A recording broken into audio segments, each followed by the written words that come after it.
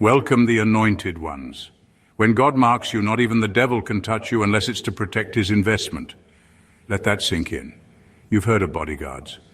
But have you ever been so spiritually dangerous that even hell had to stand down? Listen closely. Most people have no idea what it really means to be chosen. They think it's about favor, miracles, and good vibes, but here's the raw truth.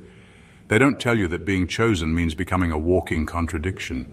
You're attacked, hated, envied, yet still divinely protected in ways that don't even make sense. Here's a wild fact. Studies in neuroscience show that deep trauma survivors often develop heightened intuition and resilience. Now imagine combining that with spiritual anointing. That's not just survival, that's divine mutation, and that's you, chosen one. You weren't just covered by God, you were so set apart that your life carried a spiritual do not touch sign.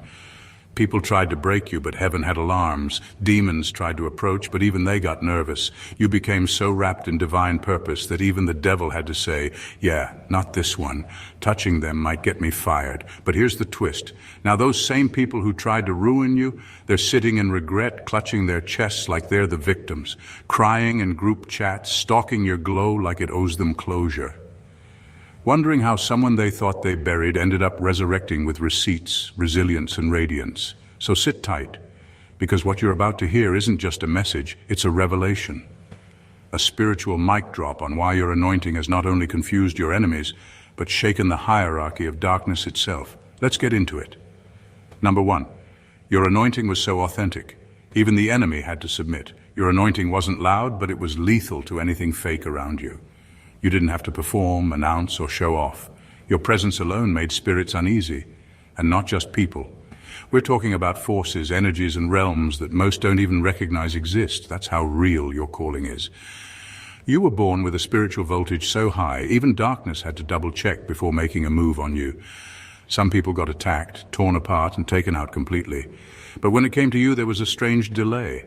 Things would get close but never hit. Plots would form but fall apart mid-air. People would try to curse you and end up cursing themselves. That's not luck. That's divine jurisdiction. Even the enemy had to step back and say, we can't touch this one recklessly. Because to mess with you was to violate heavenly protocol. There are certain people that heaven protects like royalty. You are one of them. And the wildest part, you didn't even know how high your rank was. You were just trying to survive. You were just trying to heal, trying to be normal. Meanwhile, hell was holding emergency meetings wondering why you were still standing. See, the enemy works smarter than people give credit for. He doesn't waste resources on battles he knows he can't win. So with you, he tried subtle routes, through people, betrayal, manipulation, confusion. But even then, something would always block the full impact. That something was your anointing. It wasn't about you being perfect, it was about you being chosen. And because you were chosen, the spiritual realm recognized you as off-limits. Your life was marked, not by trauma, not by failure, but by God himself. And now, the enemy is forced to sit back and watch you glow, watch you rise, watch you walk in full authority, because he couldn't touch you. So now, like everyone else, he's watching you become unstoppable. Number two, they didn't just regret losing you, they regret ever mishandling sacred territory. They thought they were just dealing with a regular person, someone they could toy with, discard, or manipulate when it suited them. But what they didn't realize is they were mishandling something sacred.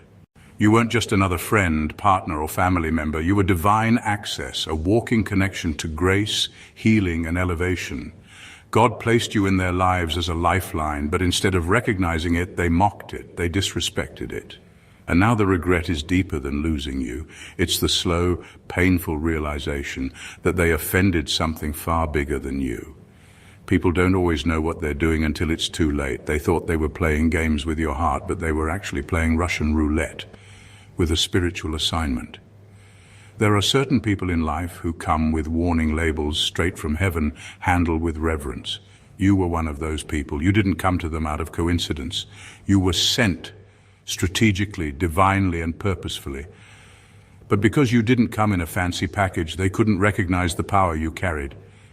They disrespected the blessing because it didn't look like the one they expected. Now the regret is eating them alive, not just because you're gone, but because their life hasn't been the same since. The favor that followed them when they were connected to you, gone. The peace they had in your presence, disrupted. The spiritual covering they never realized you provided, lifted. And all that's left is the memory of someone who was heaven sent, and the reality that they treated you like you were disposable. They thought they could walk away and upgrade, but instead they downgraded their whole life by severing a connection to divine order. You weren't just a person, you were a moment of divine alignment, and they didn't just lose you, they lost the favor that came with you. That's the kind of regret that doesn't go away. That's the kind of loss that hits harder after you're gone. Number 3, your calling was so clear, hell decided you were more useful untouched. You were such a threat to hell's agenda that the devil had to switch up his entire playbook when it came to you. Not because he liked you, not because he had mercy, but because he saw something on you that couldn't be explained, and definitely couldn't be defeated. You carried such a powerful calling that attacking you directly would have caused more damage to his own kingdom than letting you live. So instead of trying to destroy you outright, he tried to study you, delay you, distract you, but not eliminate you. That's how sacred your assignment is. You were marked for such a high level of divine impact that even hell had to be careful. The devil doesn't fear churchgoers or people who talk loud. He fears those who walk in purpose quietly and with precision. You were a walking disruption to demonic systems, even when you didn't know it. Your presence shifted atmospheres. Your words broke invisible chains. You were an earthquake walking around in human skin, and hell knew it. That's why so many strange things happened in your life, people turning on you for no reason. Opportunities suddenly blocked. Friendships that looked perfect one moment and shattered the next. It wasn't bad luck, it was spiritual interference, but even then, there was a limit. The attacks would get close but couldn't finish. They'd touch your surroundings but not your soul. You'd lose things, but never your mind. That wasn't luck. That was divine restriction. And here's the part people miss. Your anointing was too beneficial to the kingdom of light for the devil to risk going too far. He knew God would step in. He knew heaven would send reinforcements. So instead, he tried to keep you tired, distracted, second-guessing yourself. But even that didn't work. Now you're awake, now you're aware. And the enemy's plan has crumbled, because once a chosen one realizes who they really are, not even hell can hold them back. You weren't just protected, you were preserved, because your purpose is too valuable for anything or anyone to destroy. Number 4, you became the proof that destiny can't be cancelled, only delayed. They really thought they could end you. They believed if they dragged your name through the mud, if they pushed you to your breaking point, if they wore you down with constant chaos, you would disappear for good. What they didn't realize is that you weren't built on surface-level strength. You were built on purpose. That means no matter how many times they knocked you down, something divine kept pulling you back up. Because your destiny isn't based on other people's opinions, timelines, or sabotage. It's wired into your existence. They couldn't cancel it, they could only delay it. They tried everything. They messed with your mental health, they attacked your character, they whispered behind your back, smiling in your face while secretly hoping you'd collapse. And for a while it might have looked like their plan was working. You stayed quiet, you disappeared, you felt lost. But you weren't destroyed, you were being refined. While they were laughing, you were learning. While they were celebrating your silence, you were reloading your power. The setback was a setup and the delay was divine. Now they're watching you resurface stronger, sharper, and more focused than ever. And it's messing with them. Because deep down, they know they didn't just fail to stop you, they unintentionally pushed you deeper into alignment. You became the very thing they feared, proof that you can't bury a calling, that you can't kill what God breathed life into. You didn't just bounce back, you elevated. And now, they're stuck watching what they tried to destroy become undeniable. But here's the kicker. They were never really fighting you. They were fighting what you carried, a prophecy, a divine assignment, a future that threatened the lies they were living in. And now that truth is unfolding right in front of them, they don't know whether to be shocked, ashamed, or scared, because they didn't just lose. They helped create the version of you that can't be stopped. Number 5, you confused them because you were both a threat and a mirror. You weren't loud, you weren't trying to compete. You were just being yourself, walking in your truth, doing the inner work, growing in silence. But even without saying a word, you shook people to their core. Not because you attacked them, but because you reflected something they were trying hard to ignore. You exposed the gap between who they pretended to be and who they actually were, and that made you dangerous in their eyes. The hate wasn't always loud. Sometimes it came in subtle forms, backhanded compliments, weird tension, secret competition. But the root of it was envy, plain and simple. Not because you had more, but because you were more honest, more spiritually connected, more authentic. And that authenticity exposed the masks they were hiding behind. You made them uncomfortable without even trying, and that's why they couldn't love you properly. Because every time they looked at you, they were forced to see what they lacked. You were a walking mirror, reflecting the spiritual emptiness they had filled with material wins, fake confidence, and shallow relationships. You didn't need to flaunt anything. Your peace irritated their chaos. Your purpose highlighted their confusion. Your light made their shadows impossible to ignore. And instead of using that discomfort as motivation to grow, they turned it into resentment. They couldn't figure you out. You were too pure to hate, but too powerful to control. Too humble to brag, but too consistent to ignore. You didn't play the game, yet you kept rising. And the truth is, it tore them up. Because deep down, they knew you were real. You didn't just talk about God, you walked with Him. And that level of truth convicts people who have built their lives on illusions. You weren't trying to be their enemy, but your existence made their excuses invalid. And when people can't dim your light, they'll either run from it or try to break the bulb. But none of it worked, because you weren't just a reflection of what they could be. You were the reminder of what they chose not to become. Number 6. You were sent to be the exit, but they chose their chains. You weren't just a person. They were given a chance through you, a chance to grow, to heal, to break out of generational cycles they swore they were tired of. But when the time came, they didn't walk through the door you represented. They slammed it shut. Not because they didn't see your value, but because the truth you carried made them uncomfortable. You came with light, and light exposes everything people work hard to keep hidden. You were the answer to silent prayers they forgot they even whispered. You were the moment of divine interruption that could have changed everything. But when you showed up, they didn't recognize you as a blessing. You didn't come in the form they were expecting. You didn't coddle their dysfunction. You didn't let them stay small. You challenged their excuses, shattered their false narratives, and held up a mirror to everything they needed to confront. And for that, they called you the problem. The truth is, not everyone really wants freedom. Some people are so used to their pain, they've made it home. Bondage becomes comfortable when it's all someone has known. You came offering healing, growth, elevation, but they weren't ready to give up the trauma that made them feel important.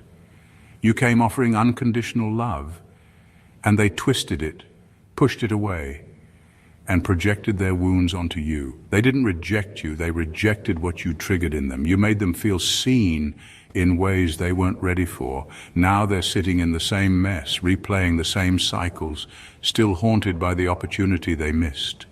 They lost the one person who could have helped pull them out. And not because you failed, but because they chose their familiar chains over an unfamiliar breakthrough. You were sent to be the exit. But they loved the prison more than the price of freedom, and now they live with the heavy truth. They crucified the cure. Number 7, they didn't realize they were plotting against their own redemption. They thought they were winning when they talked about you behind your back, when they lied on your name, when they tried to turn others against you. But what they didn't know is that by targeting you, they were waging war on their own breakthrough. You weren't just someone passing through their life. You were strategically placed, sent to intercede, cover, and help them unlock levels in their own destiny they didn't even know they had access to, but they couldn't see past their ego, jealousy, or insecurity. And in trying to take you down, they sabotaged their own spiritual lifeline. You were the one who would have stood in the gap for them. You were the one who saw their brokenness and still chose to love them, support them, and speak life over them. You knew their trauma. You felt their pain. You were patient with their dysfunction. You even tried to carry weight that wasn't yours. And yet they turned around and made you the villain in a story where you were the only one trying to help. They weren't just betraying a friend. They were betraying a divine covering. Because, whether they knew it or not, Your prayers were keeping doors open. Your presence was shifting spiritual atmospheres in their favor. You were fighting battles they didn't even know they were in. But betrayal has consequences, spiritual ones. What they threw at you came back around, but heavier. Because when you aim to destroy someone God has assigned to you, you're not just moving in malice, you're moving in rebellion against heaven's order. Now, they're living in the fallout. Things are crumbling. Peace is gone. Doors are closed. The very pain they wanted you to feel is now sitting in their own lap. Not because you wished it on them, but because they invited it by cutting off the blessing that was sent to lift them higher. They weren't plotting against a person. They were plotting against their own redemption. And that's a loss no apology can undo. Number 8, the ones who mocked your pain are now choking on their own silence. When you were going through the darkest seasons of your life, they didn't offer help. They offered entertainment. They watched your struggle like it was a show. Your tears were the punchline. Your pain became group chat material. Some of them acted like they cared, but the smirks behind your back told the truth. You were the target of jokes, gossip, and low-key celebration because deep down, your downfall made them feel better about their own emptiness. They didn't just witness your pain, they fed off it, but God doesn't miss. He saw it all, every silent betrayal, every passive-aggressive jab, every fake checking in that was really just a way to measure how low you had fallen. And while you were sitting in silence, fighting for your life, they were busy adding insult to injury. They thought you were finished. They thought your struggle meant you'd never rise again, but they misunderstood who they were mocking, because now tables have turned, and not quietly. You didn't just bounce back, you came back glowing, growing, and guarded, and suddenly their voices vanished. The same ones who laughed the loudest can't find the words, not because they're being mature, but because guilt has gripped their throats. They can't even mention your name without remembering how they played you, how they enjoyed your suffering. And now your success is a mirror they can't avoid. Their silence used to feel like rejection, now it feels like regret. That awkward tension, that's not confusion, that's shame, and it's loud. They're not quiet because they're unbothered. They're quiet because you remind them of their character or lack of it. They can't clap for you, can't congratulate you, can't support you, because doing that would mean admitting they were wrong, and their pride is choking them harder than life ever could. Their silence isn't power anymore, it's punishment, and they earned it. Number 9, you were the test they failed, and now God's using you as the example. You weren't just someone passing through their life. You were a divine test, a carefully timed opportunity disguised as a regular person. God sent you not for entertainment, not for drama, but to see how they would handle someone carrying his presence in real form. Not with titles, not with ego, but with purity, discernment, and an anointing that couldn't be faked. You came into their life wrapped in humility, but you carried heaven's weight, and how they treated you revealed what was hidden in them. They didn't just fail the test, they failed it loud, publicly, and without remorse. They had a chance to honor you, cover you, support you, or simply love you, but instead they belittled you, took advantage, tried to compete, mocked what they didn't understand. They thought they were rejecting someone ordinary, someone easy to replace. But they were actually rejecting the very thing they claimed to be praying for, an encounter with the divine. People don't always know when they're being tested. That's the whole point. God doesn't test character when it's easy. He tests it when it's inconvenient. And instead of rising to the occasion, they exposed themselves. The lies came out. The jealousy leaked through. The betrayal wasn't just a mistake. It was a revelation. And God saw it all. Now they're watching from the sidelines, stuck in the same place they were before you came into their life, only now with the heavy awareness that they missed something rare. And God, in his divine sense of justice, is using your elevation as the lesson. He's making your rise public, your growth undeniable, your glow unmissable, not to flex, but to teach. You're the proof of what happens when someone handles divine favor correctly. And they're the proof of what happens when they mishandle it. You were their test, and they failed. But now, your life is the example. And every blessing that unfolds from here is a reminder that God takes how people treat his chosen ones very personally.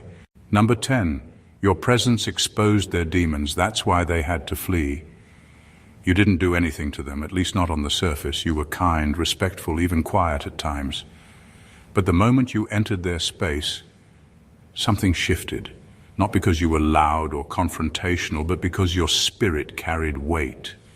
Real spiritual weight. The kind that doesn't just walk into a room, it shakes it. You didn't have to call anyone out or expose anyone's secrets. Your presence did it all by itself. They couldn't explain why being around you made them uncomfortable. But that discomfort had nothing to do with your actions. It had everything to do with your frequency. Your light irritated the demons they refused to confront. Your honesty rubbed against the lies they lived in. Your peace disrupted the chaos they secretly depended on. You didn't come to destroy them, but being near you made their masks slip. And for some, that felt like war. People say you were too much, acting better than others, or changed after healing. But that's just projection. What they really meant was, I can't hide in front of you, because your growth reminded them of their stagnation.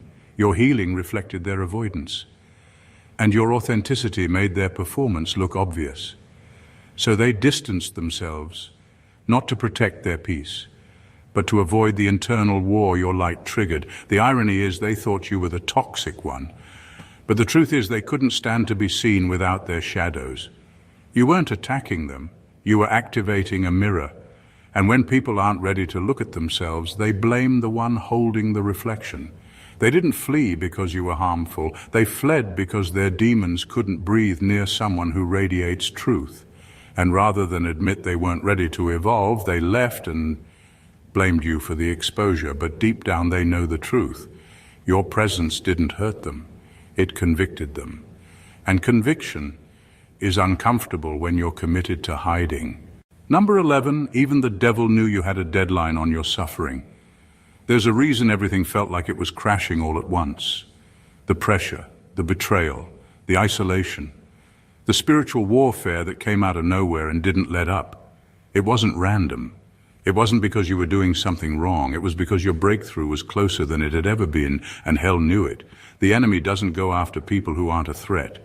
He doesn't waste time attacking what's already lost, but you were on the edge of a divine shift, and that terrified darkness. You had a deadline on your suffering, a divine expiration date, and as it started to approach, everything tried to break you. The chaos became louder, the confusion increased, people you loved turned cold, opportunities vanished. Your mental and emotional strength was tested in ways that made you question everything, including your faith. But that wasn't punishment. That was the final stretch. That was proof that you were nearing deliverance. The devil wasn't attacking you because you were failing. He was attacking because you were almost out of the cycle, out of the pain, out of the patterns that kept you stuck. He could sense the shift in the spirit, and panic set in. Because once you stepped out, once you fully healed, once you recognized your authority, he'd lose access for good, and he knew it. That's why the last part hurt the most. That's why the attacks felt personal. Because they were. You weren't just surviving anymore, you were evolving. You weren't begging for peace, you were becoming peace. And that's when hell started throwing its final shots. Not to stop you, but to delay you, hoping you'd give up before you crossed over. But you didn't. You held on, you kept going. And now you're living proof that suffering may last for a night, but it does have a deadline. And the enemy can't do anything about it once heaven says, time's up. Number 12, they regret hurting you, because now they see God was watching the entire time. They really believed they got away with it. The lies, the manipulation, the passive aggression, the betrayal they executed so casually while pretending they were innocent.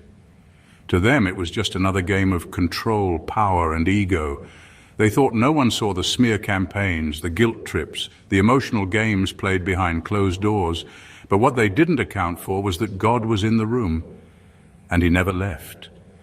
The same God who knows every hair on your head, who collects every tear you cried like precious jewels, was taking notes. Not just watching, but recording. Every word they spoke in secret, every plan they plotted in shadows, every fake smile they wore while hoping for your downfall.